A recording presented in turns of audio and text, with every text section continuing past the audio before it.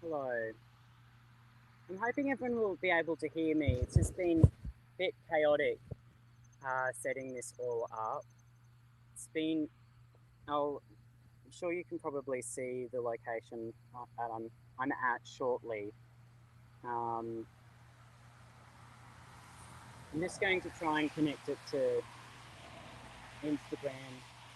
Let me know if you cannot see me for whatever reason. Um, uh,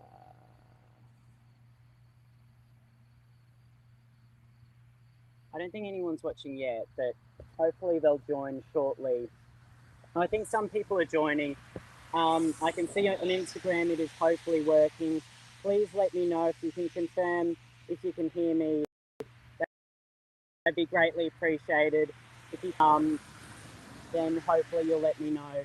And I'll start momentarily just explaining where I am, what I've recently been doing in the United States, because the location behind me is very in terms of nuclear power, and I think it's a fantastic example of what's happening with nuclear power around the world. You can probably see. Uh, can someone on Instagram please confirm if they can hear me? Or my mic has water in it. Thank you. It's been raining, so where's my mic? Oh, that's why.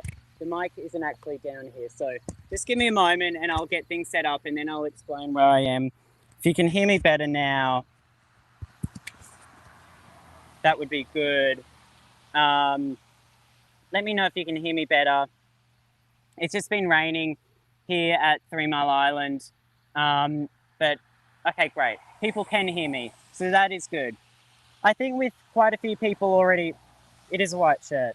Um, Thank you. I'm getting lots of confirmations from many different people that they can hear me, so that is a good start. I will now start by explaining where I am, what I'm up to, and what is behind me. So I've been in the United States for the past week where I've been visiting nuclear plants such as the one behind me and also being at New York Climate Week where I've been speaking at an Atlantic Council nuclear event to get to meet everyone in the industry, make everyone around the world think about what's happening in Australia and care about our situation in Australia, particularly with our vast uranium reserves. And then I've also been able to catch up with nuclear markets around the world. What interests people the most is the new plants I've been to. So on Monday, I had the chance to go see Indian Point, which is a nuclear power plant around 50 kilometres from the heart of New York City. When it was operating, it was providing, I'm pretty sure, up to 30% of New York City's electricity. So between the two reactors there, which were each about 960 megawatts, that's 30% of New York City's electricity. Huge. Now, unfortunately, both of the units were shut down in 2020, 2021 respectively. But now, thanks to rising energy needs and the support of the Democrat governor there, Kathy, I don't even know how to pronounce her name, so I won't butcher it, but she's now announced that in addition to, first of all, what she specifically announced is she wants to build a new nuclear plant, but given that she's now supportive of nuclear, a lot of people are wondering, well, surely there's a possibility of restarting Indian Point. So I went on a tour alongside some other nuclear advocates, some of whom you very likely well know, put some content out around that. We got fantastic access to the point where I was able to actually see the reactor pool, the turbines. It's in very good condition for a restart, and fingers crossed. There's been some speculation that Holtec would be able to restart it for I think 10 billion, but that would be huge in the US if they were able to add Indian Point to their list of restarts. But I guess the more interesting thing is the power plant, which is behind me, and thankfully it has stopped raining because it was very uncomfortable here in the rain trying to get lots of content where I am at. It's about I forget how long I was on the train, 3 hours away from New York on a train ride here in Pennsylvania near Harrisburg and Middletown. And the plant that is behind me, if you can see in the title, is 3 Mile Island. Now, 3 Mile Island comes with a lot of connotations, but I think it's really interesting at the moment. Obviously, the connotation that everyone would be very familiar with, and I'll take you over here, see what I'm talking about is the accident which occurred here in 1979. And as you can see, this sign behind me, and I might read it out so you can see if it's not flipped or whatever. March 28, 1979, and for several days thereafter, as a result of technical malfunctions and human error, 3 Mile Island's Unit 2 nuclear generating station was the scene of the nation's worst commercial nuclear accident. Radiation was released, a part of the nuclear core was damaged, and thousands of residents evacuated the area. Events here would cause basic changes throughout the world's nuclear power industry. And that's very accurate because, because after 3 Mile Island, a lot of the momentum around nuclear power around the world did slow down, and I think that was really unfortunate. But a lot of the things which aren't said about, I think it's concerning what isn't said about 3 Mile Island at the same time, and that's, part of the content I'm trying to get here, I'll move it back over here, is the fact that, when you have a look at the United States Department of Energy's website, they'll tell you that the radiation dose, the average radiation dose for people around the plant after the accident was actually less than a chest x-ray. And no one was actually killed or harmed during the accident, contrary to what you might be led to believe if you watch the Netflix documentary. So yes, 3 Mile Island was a terrible accident, but it didn't have the same effect as, say, Chernobyl or even, Fukushima, where in the case of Fukushima, no one died, but certainly there was a greater radiation exposure. I think it goes back to this broader point that, yes, nuclear power does have a checkered history, but when you even consider everything and you actually look at the real numbers, it still is one of the safest, if not the safest energy sources out there. You only have to look at the statistics to prove that. It's obviously far safer than fossil fuels, doesn't release carbon emissions into the atmosphere, but in some cases as well, it's obviously a lot safer than hydro, where there can be terrible accidents which occur with hydro dams. And then it's also, I believe, safer than wind power, because there's accidents which can occur with that as well. But I guess what's happening these days, and why am I actually here? First of all, it is actually very safe to be here. I've actually just been in the local town of, it's called Middletown, which is like 5 minutes away. And I've been interviewing a few locals here, which has, I think, been really interesting. One of the locals here, and I've got an interview with him that will come out, is the local pizza shop owner. And they were operating during the time of 3 Mile Island, and I believe operated as a cafeteria during that time. And it was really interesting talking to him and how 3 Mile Island is a really important part of their business. Because I guess linking back to what's happening today, I don't think, so Unit 2 was the unit which had the accident, but Unit 1, and this surprised me when I heard it, was still operating until 2019. It was shut down in 2019 for economic reasons. But now, in a really interesting turn of events, with the rise of energy demand, AI, all of it going on, it's actually, what's actually just been announced last year is that Microsoft is going to partner with Constellation to restart Unit 1 by 2027. And from the indications I'm hearing in the media and also talking to people around here, it's likely, I actually think, I've heard it's like six months ahead of schedule. So there's great work being done here to get it restarted.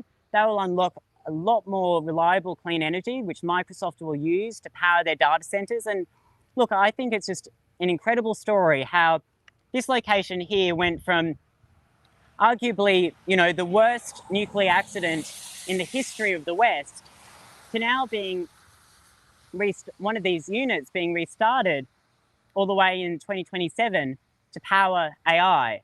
I think it's an incredible story, and I'll be here getting some more content before I have to take the train back to New York. But I think, yeah, it's a wonderful, wonderful story. Now, I'll just going to have a look at some of the comments and see if anyone has any questions. Bit concerned that my data might be running out. Nuclear for Australia. What does your hat say? It's a Nuclear for Australia hat. If you want to get any of Nuclear for Australia's new merchandise to show your support, share the facts, and to importantly support our work, because we are funded by thousands of normal people like you. We really do appreciate that. What do you think about Darlington Nuclear Generating Station? I would love to go to Canada. Now, unfortunately, I don't have unlimited resources to travel the world, and I don't think that's the best idea for me. I think I should maximise my impact in Australia. But look, if the time is right, I'd love to come to Canada and see the success story of nuclear there, particularly in Ontario, with the new development occurring in Darlington with the GE Hitachi BWRX 300. I think that could be really interesting. If it's successful, which I hope it is, it would be great to potentially see them in Australia as well. Is that hat green? Look, it is. Have you been to Chernobyl? No, but I think that would be a really interesting opportunity to be able to see Chernobyl. I know that there have been creators who have been to Chernobyl, tell that story. I think the interesting thing about Chernobyl, I believe some of the reactors were still operating until the 2000s. So again, Chernobyl, obviously there were significant casualties in Chernobyl, and I think we all understand the intricacies with it. If you don't, I'd encourage you to read our fact sheets at nuclearforaustralia.com, where we explain a bit about what happened in Chernobyl and why it shouldn't occur again due to all the advancements in technology. But it's always important to do your research and to actually understand what's occurred in these events, because it's really easy to write a headline about nuclear, but when you actually look at the statistics and the facts, I think it's quite compelling. Now, I'm so sorry to the people who are providing comments. Hussein's done a comment in X. I frankly don't know what capacity factor Unit 2 was operating at when it was shut down. I assume it would be at a high capacity factor. Sorry. I assume it will, when it's restarted for Microsoft, it will have to operate at a fairly high capacity factor due to the demand of their data centers. But no, that's a good question. Generally in the US, the capacity factors for nuclear plants is quite high, say compared to in France, where it's lower to complement. Okay, happy to have confirmation. The last unit in Chernobyl shut down in 2000. So, look, I think that'll surprise a few people. Obviously, it goes without saying, that was Soviet technology, worse than human error. It was, bending the... Poor guy's getting drenched. It's not raining anymore. I'm under a tree and it's dripping. But look, I go to great lengths to try and make nuclear accessible. I wasn't unfortunately allowed to tour the plant, but I came a few hours by train to get here. It's a wonderful view. If you're ever in the US or New York, take the train to come here. It is a bit expensive, but I think it's a brilliant opportunity to actually see it with your own eyes. It's basically just, you can see it's a wonderful view. And the great thing is you don't have the nuclear security at the moment because they're not handling that same nuclear material at the moment. Actually, I don't know what's happening with the spent fuel from 3 Mile Island. That's something that someone can enlighten me on in the comments, which I unfortunately can't see. Look, I'm going to have to wrap this up in 5 minutes or so because I'm going to have to catch the train back and I need to get some content. I'm thinking of maybe doing a longer form YouTube video of how to talk to, I've chatted with some locals, as I said earlier. It was really interesting. I talked to an older guy who I just passed on the street because I was just asking people as they walked by what they thought about it. Generally, a lot of people are busy, but most people in Middletown living near here are actually very supportive of the restart, which I found a bit shocking. Yes, I did get people say to me that they were in two minds. A lot of people were like, oh, we don't like it, but we need it.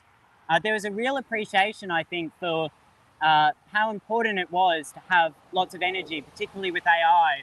And I think they'll come up with the interviews, but there's this old guy I walked into on the street in Milltown near here. And just by coincidence, he was actually one of the people who constructed this plant.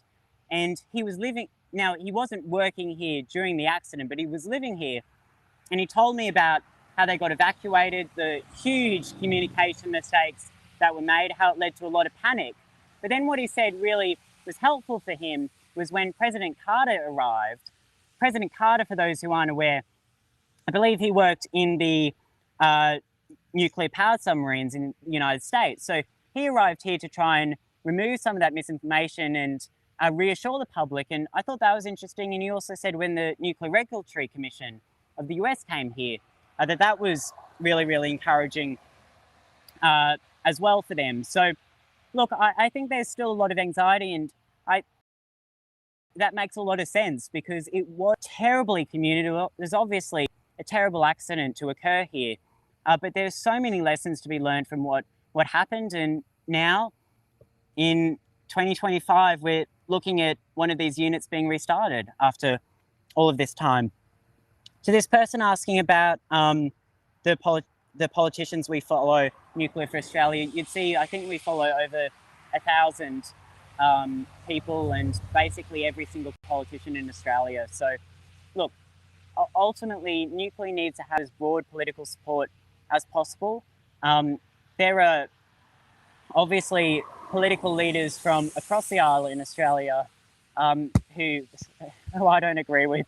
I don't agree with most politicians, frankly, even the ones who support nuclear. So, but at the end of the day, we need to get as broad a support as possible. And Nuclear for Australia is non-partisan, so it's not really our job to discriminate on different politicians.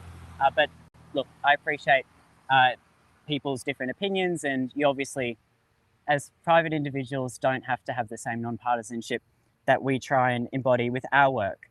But anyway, with all of that, I think I'll conclude.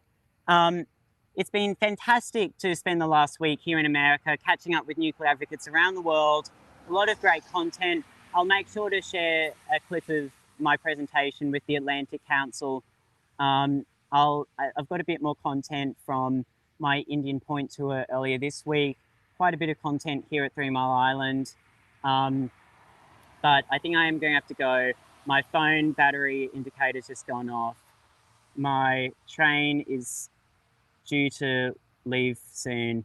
And I do need to get that remainder of content for everyone who's not currently watching. I think it will go quite well. I just think it's really interesting that, you know, this is one of the most controversial nuclear plants in the world, but Microsoft's just signed a deal to, you know, get it restarted. Anyway, I will conclude there. Thank you everyone for joining. Thank you again for everyone for your support. If you want to support Nuclear for Australia in any other way, please go on our website, nuclearforaustralia.com. You can donate to us, that's really helpful. You can sign our petition to lift the ban. If you're not convinced, don't blame me, there's a lot of opinions on nuclear power out there. As you can imagine, I would encourage you to try and learn more about nuclear power. Go to what you believe are authoritative sources. And if you want to read the fact sheets that we've put together with our nuclear experts, which are available at nuclearforaustralia.com/facts. And finally, if you wanted any of Nuclear for Australia's new merchandise, which has now made it all the way to the US, please go to nuclearforaustralia.shop, or you can find a link to it on our main website, nuclearforaustralia.com. Anyway, looking forward to coming home, keeping up the fight. I'm very optimistic about nuclear, and actually I will say something about my optimism briefly. I do think there is good reason to be optimistic for nuclear in Australia. Obviously, unfortunately, our energy crisis, I think, is only getting worse. Green hydrogen is a mess. Offshore wind isn't going that far. So I think there's huge opportunities that the government must realise that if they want to have industry in this country and decarbonise and electrify everything and transition our current grid, then that is going to need more clean energy of all sources. And particularly with AI and future industries, there's an emphasis on reliable energy, and we don't have that much hydro in Australia, so nuclear is really the only option. And, you know, say with COP31 next year, some of the developments, say with the Western Australian Premier looking at lifting the uranium mining ban, announced that last week, I think there's going to be continued progress, and certainly we're going to keep on pushing for that, as we do through social media, traditional media, our direct advocacy, all of those different things. Very exciting time to advocate for nuclear around the world, but I think it's even more exciting time in Australia. So with that, thank you everyone. Hope you enjoyed this. Look out for the content from this tour, but thank you everyone for your support. Have a good day.